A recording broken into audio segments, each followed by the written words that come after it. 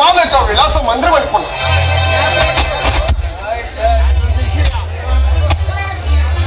Good morning. నా girl friend చూడాలి. నువ్వు కార్లో వెళ్తే నేను ఇప్పుడే వస్తాను.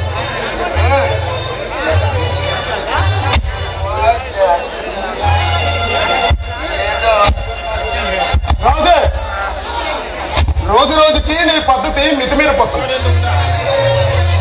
ఇలాగైతే మన పరువు ప్రతిష్ట ఏమి కావాలి?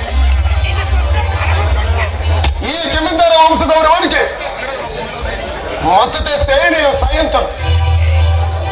పరువు ప్రతిష్ట వంశ గౌరవం చాలా అందమైన పదాలు. నేను తాగకపోతే మన బరువు పెరిగిపోతుంది. నేను తిరగడం మానేస్తే మన ప్రతిష్ట ఆకాశం అంతా ఎదిగిపోతుంది. మన వంశ గౌరవం దశ దిశలా వ్యాపిస్తుంది. అంతేగా మీరు చెప్పేది? కానీ డాడీ, ఇవేమీ నాకు అక్కర్లేదు. పరువు సంగతి మీరు చూసుకోండి, పరువు సంగతి నేను చూసుకుంటాను. ఎన్నడేలా బాధ్యత లేకుండా తిరుగుతావు.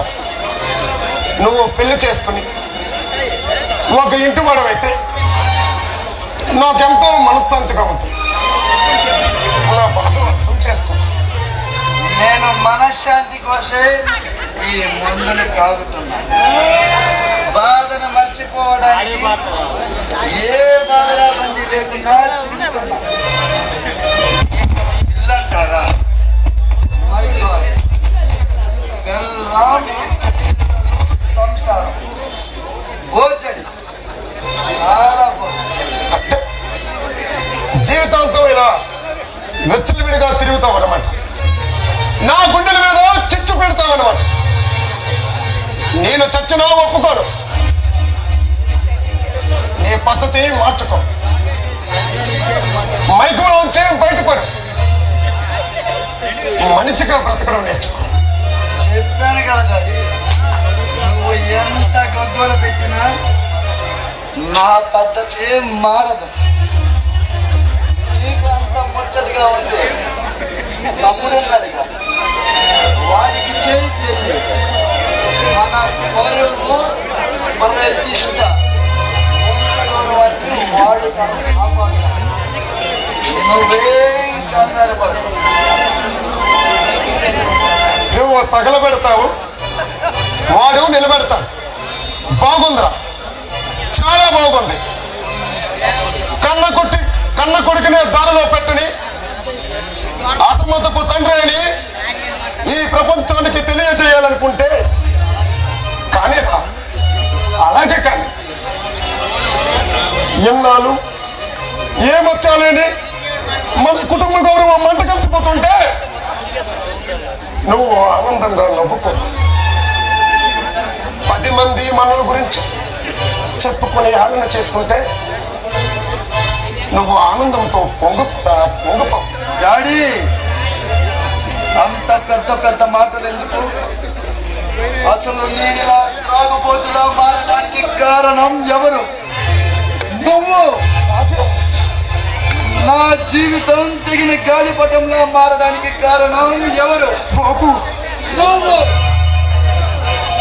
పవిత్రమైన నా ప్రేమలో నిప్పులు పోసి పైశాచికంతో నవ్వుకున్నది నువ్వు.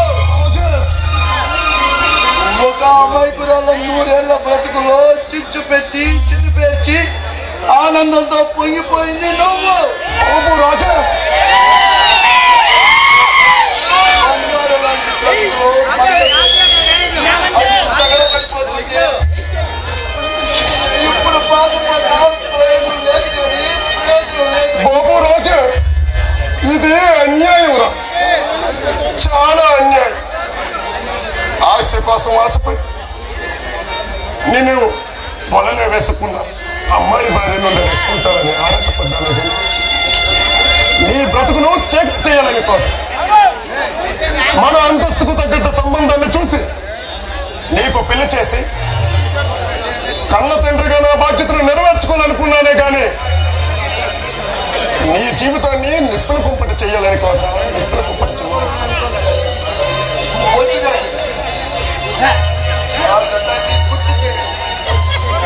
ఇప్పుడిప్పుడే చల్లారుతున్న బడబాగ్ని మళ్ళీ మాటలతో రగిలించు. ఆ అధ్యాయం ముగిసింది, మరో కొత్త అధ్యాయం మొదలైంది.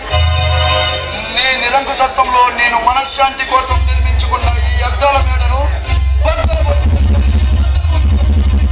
ఇది నిరంకుశత్వం కాదురా.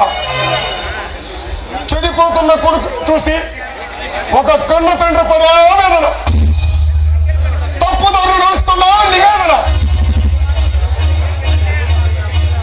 నువ్వు పడుతున్న ఆవేదన, నువ్వు చేస్తున్న నివేదన ఇవేవి మండుతున్న నా మనస్సును చల్లార్చలేవు. అనంత విశ్వంలో కలిసిపోయిన నా ప్రేమమూర్తిని నాకు అందించలేదు. ఇక ఈ జీవితం ఇలా సాగిపోవచ్చు.